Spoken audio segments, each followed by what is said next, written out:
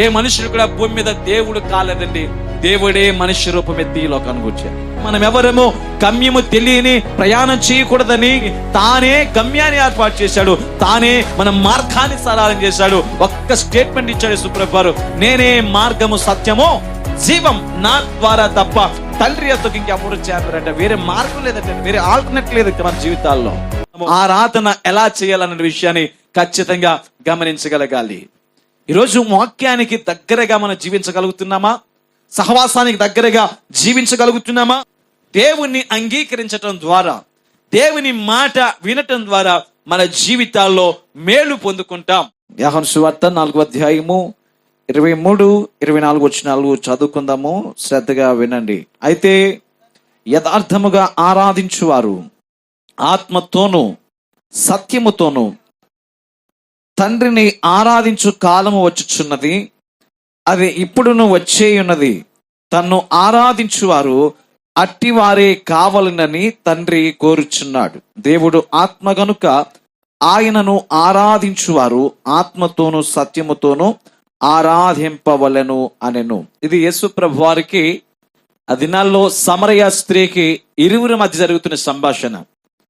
ఆ ఎండవేళ ఆయన అలసి దాహమునకు ఇమ్మని యాకోబు బావి దగ్గర ఆమెతో మాట్లాడుతున్నప్పుడు ఆ మాటల సంభాషణలో ఓ ప్రాముఖ్యమైన సంగతిని ప్రభు లేవనెత్తారు. ఆ మాట ఏంటి అంటే ఆరాధన. ఈ దినాల్లో మనం కూడా ఇప్పుడు ఏం చేస్తున్నామో ఆరాధన చేస్తున్నాం. కానీ అప్పటి ఆరాధనకు ఇప్పటి ఆరాధనకు, బైబిల్ చెప్పిన ఆరాధనకు చాలా వ్యత్యాసాలు ఉన్నాయి. ఈ దినాల్లో ఆరాధన అంతా ఏమైపోయిందంటే మోడర్న్ అయిపోయింది. ఆరాధన పద్ధతులను విస్మరించి మనం ఏం చేస్తున్నామంటే మనకు నచ్చినట్లుగా మానవుల యొక్క పద్ధతులను బట్టి కొత్త విధానాల్లో దేవుణ్ణి ఆరాధించటం ప్రారంభిస్తూ ఉన్నారు. కానీ దేవుని యొక్క వాక్యం అంటుంది కదా, ఆయనను నిజముగా ఆరాధించే వారు ఎలా ఆరాధన చేస్తారంటే ఆత్మతో సత్యముతో ఆరాధన చేస్తారు. ఈరోజు నేటి ఈ మోడర్న్ ట్రెండింగ్ యుగంలో ఉన్నటువంటి మనం అందరం దేవుణ్ణి ఎలా ఆరాధన చేయాలో, దేవుణ్ణి ఎలా గణపరచాలో, దేవునికి ఎలా విధేయత చూపించాలో నేర్చుకోకపోతే మనం చేసే ఆరాధన అంతా కూడా వ్యర్థమే అన్న విషయాన్ని గమనించగలగాలి. ఆరాధన అంటే మనకు అర్థం కావాలి. ఆరాధన అంటే ఆ భాషాంతరాన్ని మనం చదివితే ముద్దు పెట్టుకోవటం. ఏంటంటే ముద్దు పెట్టుకోవటం. ఎవరిని మనం ముద్దు పెట్టుకుంటున్నామంటే మన ప్రభు అయిన యేసుక్రీస్తు వారిని, మన దేవుని, మన సృష్టికర్తను అనుదినం మనం ముద్దు పెట్టుకోవాలి. ఆయనను స్మరించుకోవాలి. మన జీవితాల్లో ఆయన ఘనపరుస్తున్నప్పుడు ఆ ఆరాధన మన జీవితాల్లో శ్రేష్టమైనదని ఎరిగితే ఆయన ఎన్నటికీ మనం విడిచిపెట్టం. లేఖన భాగంలో ఇక్కడ భక్తుడు ప్రియులారా యోహాను గారు ఈ మాటలు రాస్తూ వారి ఇరువురి మధ్య జరిగిన సంభాషణ అక్కడ తెలియజేస్తూ ఉన్నాడు. 25వ వచనంలో అంటాడు కదా, ఆ స్త్రీ అంటుందట, ఆ స్త్రీ ఆయనతో, క్రీస్తు అనబడిన మెస్సయ్య వచ్చునని నేను ఎరుగుదును, ఆయన వచ్చినప్పుడు మాకు సమస్తమును తెలియజేయనని చెప్పగా, యేసు నీతో మాట్లాడుచున్న నేనే ఆయననని ఆమెతో చెప్పాను. ఇంతలో ఆయన శిష్యులు వచ్చి ఆయన స్త్రీతో మాట్లాడుతూ చూచి ఆశ్చర్యపడిరి గాని నీకేమి కావాలనని అయినను ఈమెతో ఎందుకు మాట్లాడుచున్నావని అయినను ఎవడను అడగలేదు. ఆ స్త్రీ తన కుండ విడిచిపెట్టి ఊర్లోనికి వెళ్ళి, మీరు వచ్చి నేను చేసినవని నాతో చెప్పిన మనిషిని చూడండి, ఈయన క్రీస్తు కాడా అని ఆ ఊరి వారితో చెప్పగా, ఈ సందర్భం మనకి ఏమి క్రొత్త సందర్భం అయితే కాదు. అనేక సంవత్సరాలుగా మనము ఈ లేఖనాన్ని చదువుతున్నాం, కానీ ఇందులో ఒక ఆంతర్యం, ఒక మాట గ్రహించలేకపోతున్నాం ప్రియులారా. దీని మీద అనేకమైన పాటలు వచ్చాయి రాలేదా? యాకోబు బావి కాడ యేసయ్యను చూచానమ్మా, ఎండవేళ ఎంతో అలసి ఒంటరిగా ఉన్నాడమ్మా. ఆ పాట ఉంటుంది. తర్వాత ప్రకటింతునయ్యా ప్రతి చోట నీదు సువార్త అనేటువంటి ఆ పాటలో కూడా, ఆ చరణంలో కూడా ఈ సంభాషణ కనిపిస్తుంది. ఈ సంభాషణలో ఆరాధన యొక్క ప్రాముఖ్యత తెలుసుకోగలిగితే ఆమె అంటుంది కదా, అయ్యా మెస్సయ్య అనేటువంటి ఒక ఆయన మా దగ్గర రాబోతున్నాడు, ఆయన వస్తే సమస్తాన్ని గురించి బోధిస్తాడు, మేము ఎలా ఆరాధన చేయాలో, ఎలా మా జీవితాలు గడపాలో, ఎలా మేము దేవుని స్తుతించాలో అన్నీ మాకు చెప్తాడు ఆయన చెప్పి ఆమె యేసు ప్రభువుతో అంటున్నప్పుడు ప్రభు అంటాడు కదా అక్కడ, నీతో మాట్లాడుచున్న నేనే ఆయనను, నీతో మాట్లాడుచున్నటువంటి నేనే ఆ మెస్సయ్యనని చెప్పినప్పుడు ఆమె వెంటనే ఆశ్చర్యపడి తన కొండ విడిచిపెట్టి ఆ ఊరిలోనికి వెళ్ళి చెబుతుందట, నేను చూచినవన్నీ, నేను చేసినవన్నీ నాతో చెప్పిన మనుష్యుని మీకు నేను చూపిస్తాను. ఈయన మెస్సయ్య కాదా? మనము తరతరాలుగా ఎదురు చూస్తున్న రక్షకుడు ఈయన కాదా? ఆరాధన గురించి అద్భుతమైన వివరణ నాకు ఇచ్చాడు ఆయన. అట్టి గొప్ప దైవాన్ని, అట్టి గొప్ప దేవుణ్ణి, రక్షణకర్తని నా జీవితంలో నేను తెలుసుకున్నాను చెప్పి ఆ ఊరి ప్రజలందరికీ యేసు ప్రభువుని పరిచయం చేసింది. ఆరాధన తన జీవితంలో ఎంత శ్రేష్టమైందో యేసుక్రీస్తు వారి యొక్క మాటల ద్వారా తెలుసుకుంది.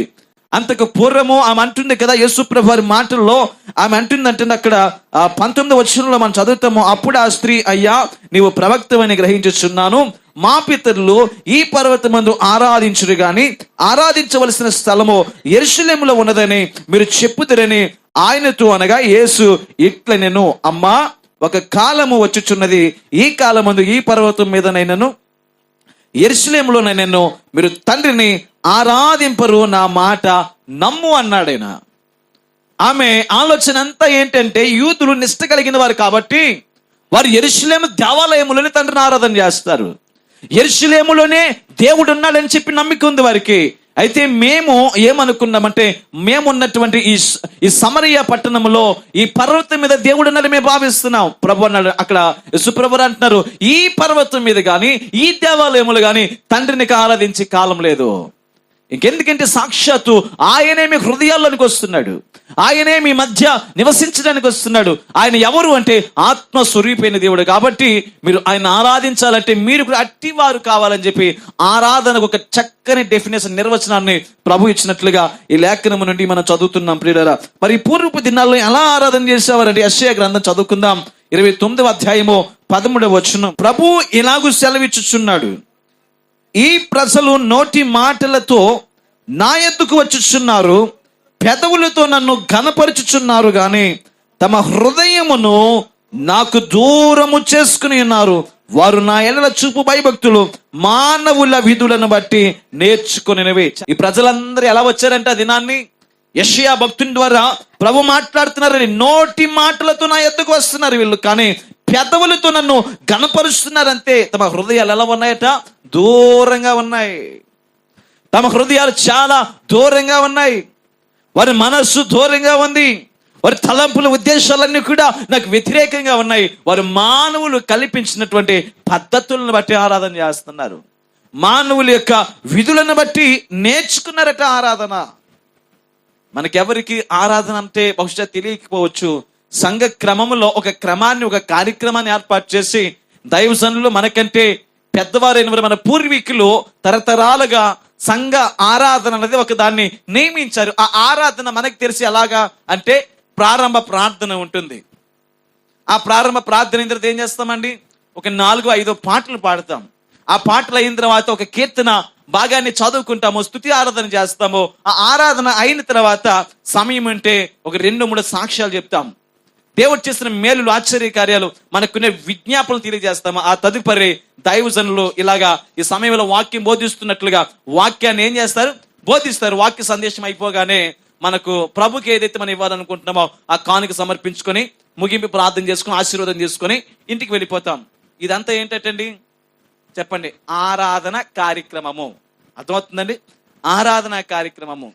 ఆరాధన వాస్తవానికి చెప్పబడినట్లుగా మనము దేవుణ్ణి ముద్దు పెట్టుకోవటం అన్న దాని గురించి ఆలోచన చేస్తే, దేవుని హత్తుకోవడము అన్నదాన్ని ఆలోచన చేస్తే, అది నిరంతరం మన జీవితాల్లో ప్రతి అనుక్షణము జరగాలండి. ఆరాధన కార్యక్రమానికి ఒక సమయం ఉంటుంది. ఒక ఆదివారమో, ఒక శనివారమో, ఒక శుక్రవారమో ఒక ప్రత్యేకమైన సమయాన్ని ఆరాధన కార్యక్రమం పెట్టి ఒక కార్యక్రమాన్ని మనం నిర్వహించుకుంటూ ఉంటాం. కానీ ఆరాధన మరి వాక్యం చెప్పినట్లుగా ప్రతి దినం జరగాలి. మన హృదయంలో దేవుని యందు నమ్మిక కలిగి హర్షించాలి. లేఖన భాగంలో భక్తుడు ఇదే మాట అంటున్నాడు కదా, ఈ మనుషులు ఎవరైతున్నారో, ఈ ప్రజలు ఎవరైతున్నారో తమ నోటి మాటలతో నా యొద్దకు వస్తున్నారు, పెదవులతో నన్ను స్తుతిస్తున్నారు. అంతే. వారి హృదయం ఎలా ఉందట? దూరంగా ఉంది. కొంతమంది ఏం చేస్తారంటే పెదాలతో ఏం వండుతారట అండి? పెదవులతో ఏం వండుతారు? పెదవులతో పప్పులో వండుతారన్న మాట మనందరికి వాడుకలో ఉంది. సామెత మనందరికీ తెలుసు. వాస్తవానికి వారి హృదయంలో అంతరంగంలో రాదు. కానీ వాళ్ళు అంటారు, ఎవరైనా ఇంటికి వస్తే అన్నయ్య భోజనం చేసే, అక్క భోజనం చేసే, అమ్మ తినేసి వెళ్ళిపో అంటారు. కానీ వాస్తవానికి వారు మనకి భోజనం పెట్టేటువంటి ఆలోచన ఎక్కడ లేదు, హృదయంలో లేదు, వారి ఉద్దేశాల్లో లేదు, తలంపుల్లో లేదు. కాబట్టి మాటల చేత, పెదవుల చేత మనల్ని తృప్తిపరచడానికి ప్రయత్నాలు చేస్తూ ఉంటారు. పెదవుల మాటల చేత వారు ఏం చేస్తారంటే మనల్ని ఆకర్షించడానికి, మనల్ని మెప్పించడానికి, మనల్ని సంతోషపరచడానికి అనేక విధాలుగా వారు తమ మాటలు, నోటి మాటల చేత బ్రతికేస్తూ ఉంటారు. కానీ హృదయముల నుండి రావటండి. వాక్యంలో కూడా భక్తుడు ఇదే అంటున్నాడు, ఈ ప్రజలు ఎలా ఉన్నారంటే నోటి మాటలతో నన్ను స్తుతిస్తున్నారు తప్ప వారి హృదయంతరంగాల్లో నాకు స్థానం లేదు, వారి హృదయం నాకు దూరంగా ఉంది. వారు ఏం చేస్తున్నారంటే పైగా వాళ్ళ ఆలోచన ఎలా ఉందంటే మేము దేవుణ్ణి ఆరాధన చేస్తున్నాం, ప్రతి దినమైన సన్నిధికి వెళుతున్నాం. బైబిల్ గ్రంథంలో ప్రతి నిబంధనలోనికి వచ్చేసరికి ప్రియులరా ఒక గుంపు ఉంది, ఒక జనాంగం ఉంది. ఆ ప్రజలు ఎవరంటే శాస్త్రులు లేని వారు, సద్దుకాయ లేని వారు, ఇవ్వండి పండితులు, వారు ధర్మశాస్త్రాన్ని అవలీలగా చదివిన వారు. కానీ వారిలో నిజమైన స్థిరమైనటువంటి భక్తి లేదండి, హృదయపూర్వకమైన ఆరాధన వారి జీవితాలు లేదు. వారు ఏం చేస్తారంటే ఒక ఆచారబద్ధమైన ఆరాధనగా మాత్రమే చేశారు. పైగా వాళ్ళు అంటారండి, ఏమంటారంటే మేము ఉపవాస దినాన్ని ఆచరిస్తున్నాము, పుదీనాలో దశం భాగిస్తున్నాము, జీలకర్రలో, సోంపులో మేము ప్రతీది తూచా తప్పక అనుసరిస్తున్నామని చెప్పి డబ్బాలు కొట్టుకున్నటువంటి జీవితాలు వారు జీవించారు. ప్రభువు ప్రియులారా వారిని పూర్తిగా వ్యతిరేకించాడండి, పూర్తిగా వారి మాటలను త్రోసివేశాడు. దానిని బట్టి యేసుక్రీస్తు వారి మీద పగబట్టినటువంటి జనాంగం, పగబెట్టిన తెగ, పగబెట్టిన ప్రజలు ఎవరైనా ఉన్నారంటే మరి ముఖ్యంగా శాస్త్రులైన వారు, పరిచయులైన వారు, ఆనాటి పండితులైన వారు, వారే ఎక్కువగా మతాధికారులు అనబడిన వారు, ప్రధాన యాజకులు అనబడిన వారు. ఆయన ఎప్పుడు పట్టుకుందామా, ఎప్పుడు శిలువ మరణానికి అప్పగిద్దామా, ఎప్పుడు రోమన్ గవర్నమెంట్ ద్వారా శిక్ష విధిద్దామా అని చెప్పి అనుక్షణము ఆయన కనిపెట్టడమే వారి పని అయిపోయింది. ఎందుకంటే వారు సత్యాన్ని సమాధి చేశారు. దేవాలయంలో జరగాల్సినటువంటి ఆ యొక్క ఆరాధన, నిత్యమైన స్తుతి కాకుండా ఆపేస్తారండి. కారణం ఏంటి తెలుసా?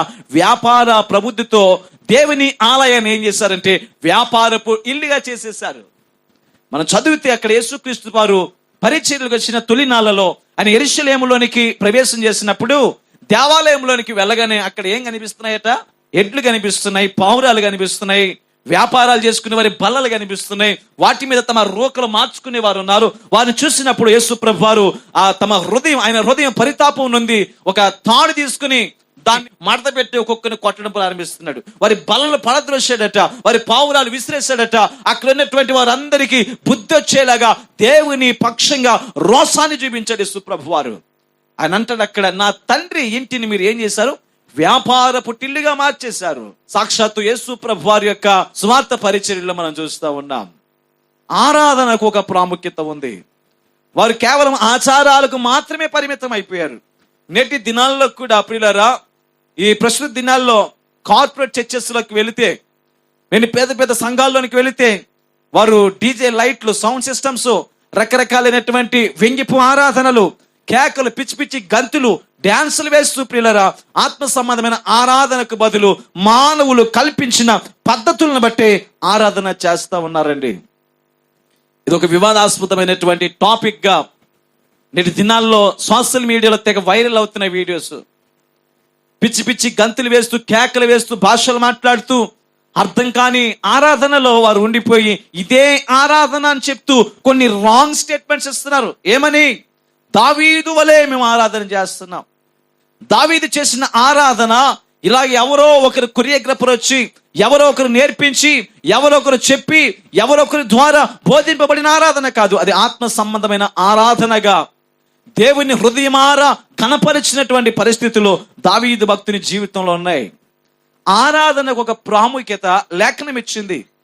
తరాలు మారచ్చు, యుగాలు మారచ్చు, కానీ ఆరాధన చేసే పద్ధతి, ఆత్మ సంబంధమైన ఆరాధనలో ఎటువంటి మార్పులు ఉండకూడదు. వస్త్రధారణ మారచ్చు, తినే తిండి మారచ్చు, వాడే వస్తువులు మారచ్చు, ఉండే నివాసాలు మారచ్చు, కానీ ఆత్మ సంబంధమైన ఆరాధనలో ఎటువంటి మార్పు ఉండడానికి వీల్లేదండి.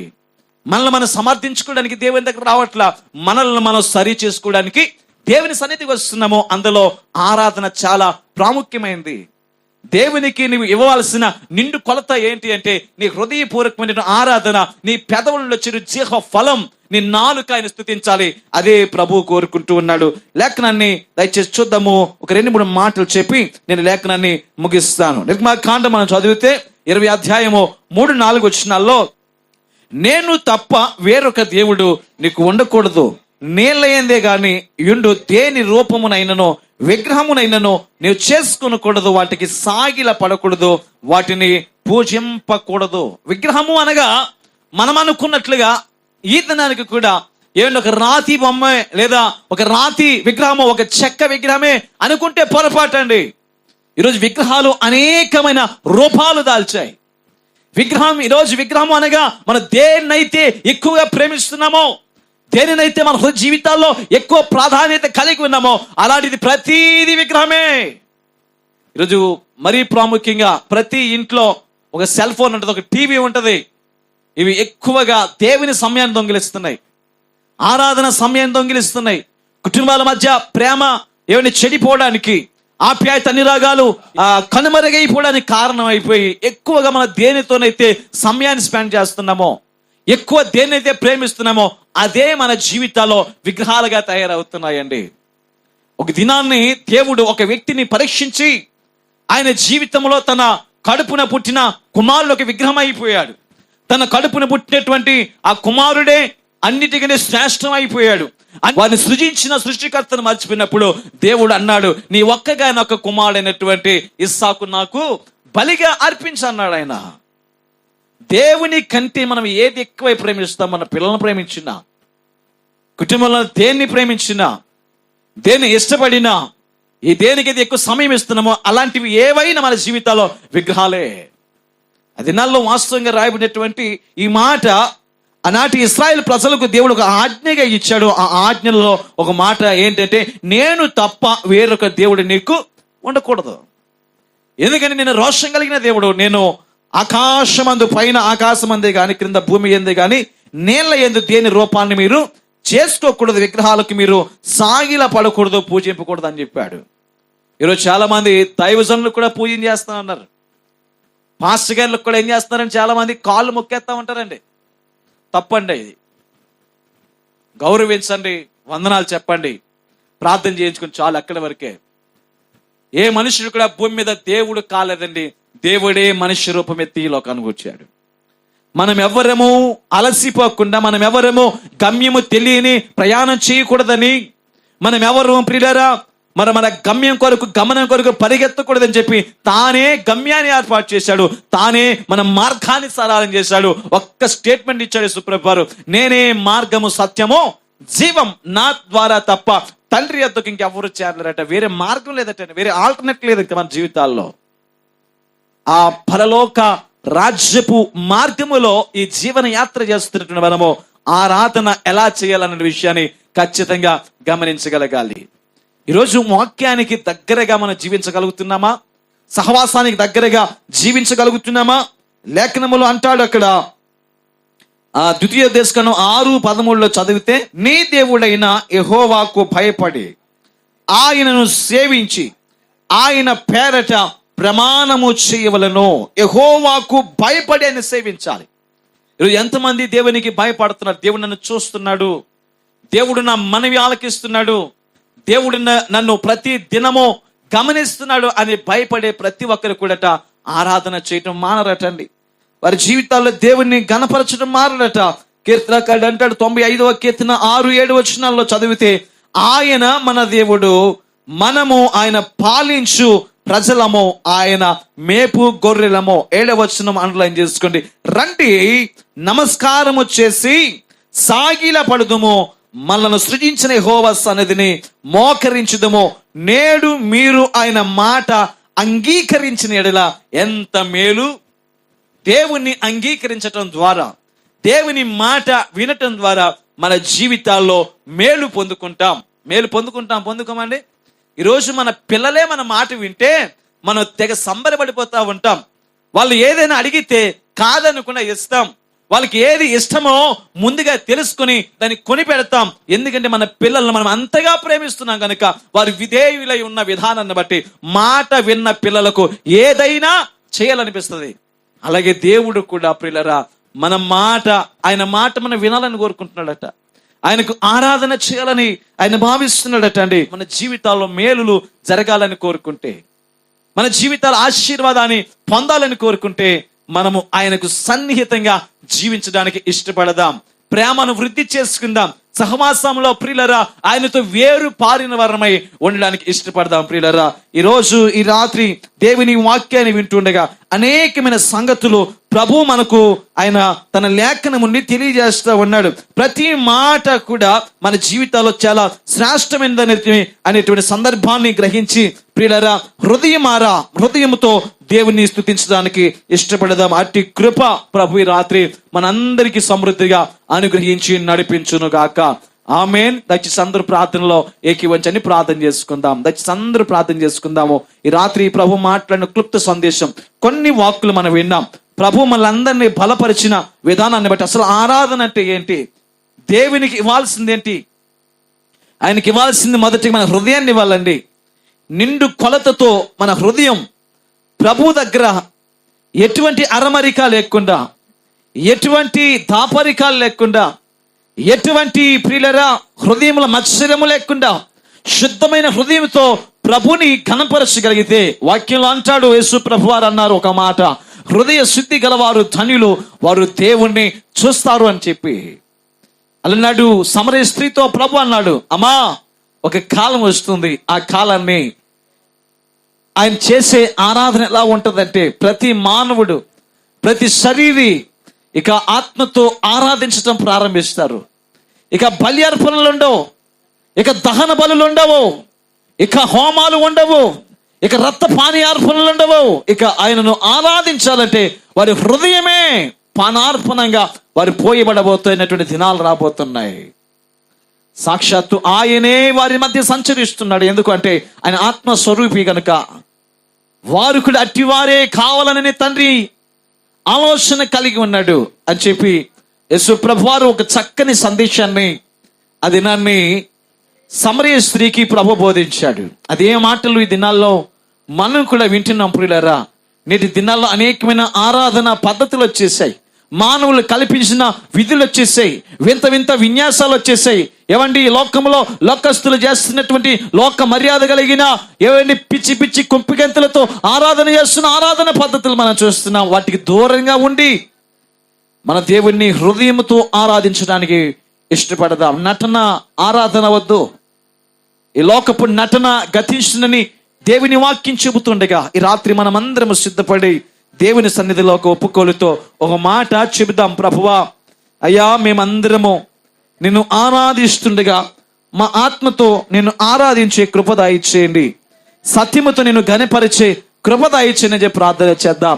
మన హృదయాలు దేవునికి అతి సన్నిహితంగా ఉంటే, అతి దగ్గరగా ఉంటే ఆయన ఖచ్చితంగా మన మనవి ఆలకిస్తారు. విన్న ఈ క్లుప్తమైన మాటలు, ఈ కొన్ని మాటలు మన హృదయాల్లో భద్రం చేసుకుందాం. మన జీవితాల్లో ఏదైతే ఎక్కువగా ప్రేమిస్తామో అదే విగ్రహం అన్నాడు.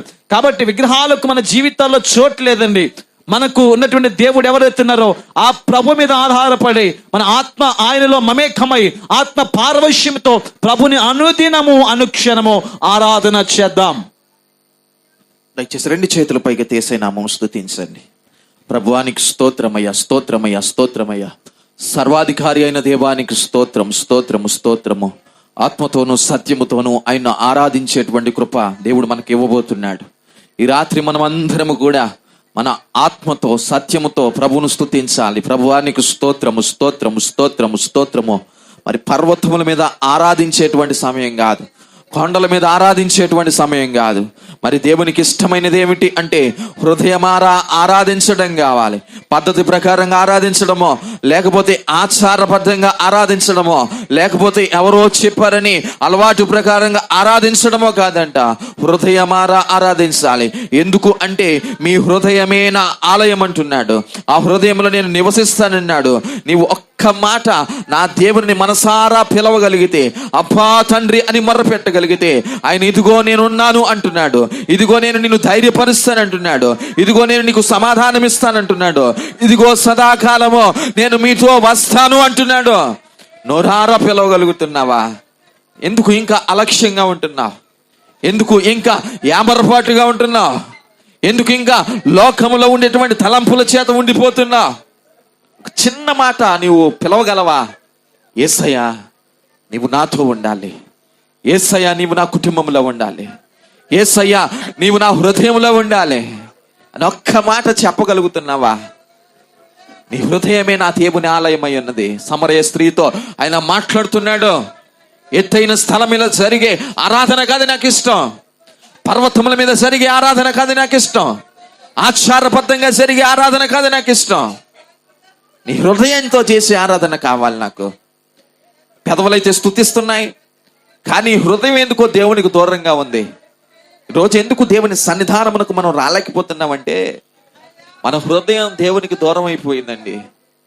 నా దేవుడు అంటున్నాడు కదా, నీ హృదయం నాకు కావాలి, నీ హృదయంలో నుండి జీవధారలు బయలుదేరాలి, నీ హృదయం నాకు కావాలి. ప్రియ కుమారుడా, ప్రియ కుమార్తె, నీ హృదయాన్ని నాకు ఇస్తావా? చెడిపోయిన హృదయమే, పాడైపోయిన హృదయమే, పాప కోపములో చిక్కుకుపోయిన హృదయమే నువ్వు నాకు ఇస్తావా? నేను శుభ్రపరుస్తానంటున్నాడు, నా వాక్కు చేత నింపుతానన్నాడు. దేవునికి మన హృదయాన్ని ఇద్దాం, ప్రార్థన పూర్వకంగా సిద్ధపడదా. పరిశుద్ధుడా, నమ్మకమైన యేసయ్య, కృప కలిగిన తండ్రి, నీకు వందన. ఈ రాత్రి నాయన మీరు మాతో మాట్లాడిన విధానమును బట్టి నీకు వందన. ఆత్మీయమైనటువంటి ఆరాధన మేము చేయడానికి కృపనివ్వండి నాయన. అయ్యా విగ్రహాలకు ప్రభా, అయ్యా మేము చాలాసార్లు ప్రాధాన్యతనిస్తూ మా జీవితాన్ని పాడు చేసుకుంటున్నా. అలా కాదు నాయన, సత్యస్వరూపిగా ఉన్న, ఆత్మస్వరూపిగా ఉన్న నీకు మాత్రమే ప్రాధాన్యతనివ్వాలి, నిన్ను మాత్రమే ఆరాధించాలి. అలనాడు ప్రభా సమరయ స్త్రీ తెలుసుకున్న సత్యం మేమందరము కూడా గ్రహించగలగాలి. అయ్యా అనేక మంది ఎదుట నీ వార్తను మేము ప్రకటించాలి, నీ సత్య సువార్తను ప్రకటించాలి. అట్టి కృప, అట్టి ధన్యత మా అందరికీ మీరు దయచేయండి. విత్తబడినటువంటి వాక్కులు మా జీవితంలో 30దంతులుగా 60దంతులుగా 100దంతులుగా ఫలింపు చేయండి. అయా దైవ సేవకులు కూడా అనేక ప్రాంతాలకు దీవెనకరంగా మీరు మలచండి. వారి ప్రయాణంలో క్షేమాన్ని ఇవ్వండి, ఇంకా భద్రపరచండి నాయన. నీ సన్నిధికి అయ్యా నీ బిడ్డలకు ప్రభు ఆశీర్వాదకరమైనటువంటి పాత్రగా నిలవబెట్టుకోమని ప్రార్థిస్తా ఉన్నాం. కుడినైనా సర్వ సమాజం నీ చేతులకు అప్పగిస్తున్నాం. ఈ రాత్రి చక్కటి దర్శనాలు ఇవ్వండి నాయన, చక్కటి కళలను గ్రహించండి. నీ బిడ్డల యొక్క ప్రతి చేతి పనులు దీవించండి, ప్రయాణంలో క్షేమాన్ని ఇవ్వండి. నేను గూర్చినటువంటి రక్షణ సునాదములో అయా ప్రతి గృహములో వినబడు కృపను అనుగ్రహించమని అయా కొద్ది మందగా మేము కూడి ఉన్నాం. ఈ కొద్ది మంద ప్రభా నానాటికి విస్తరించడానికి, బలాభివృద్ధి పొందడానికి, ఈ గ్రామం అంతటికి దీవెనకరంగా ఉండడానికి మీరే సహాయం చేయమని సమస్త మహిమ ఘనత నీకే ఆరోపిస్తూ ఉన్నతుడైన యేసయ్య నామమును బట్టి ప్రార్థన మనములు అడిగి వేడుకొనుచున్నాము తండ్రి, ఆమేన్. యేసు రక్తమే చేయం, ప్రవేశ రక్తమే చేయం, ప్రవేశ నామమునకు సంపూర్ణ విజయం, అపవాది క్రియలకు అనంత నాశనము కలుగును గాక. ఆమేన్. మన తండ్రి అయిన దేవుని ప్రేమ, కుమారుడైన యేసుక్రీస్తు వారి కృప, పరిశుద్ధాత్మ దేవుని యొక్క అన్యోన్య సహవాసం, కాపుదల సన్నిధి ఇక్కడ కూడి ఉన్న మనకును, మరి ప్రాముఖ్యంగా ఈ గ్రామంలో ఉన్న వారికి సకల పరిశుద్ధులకి ఎలవేళ్లతో నడిపించి ఆశీర్వదించును గాక. అందరికీ వందనాలండి. దేవుడు మీ అందరినీ దీవించును గాక. ఆమేన్.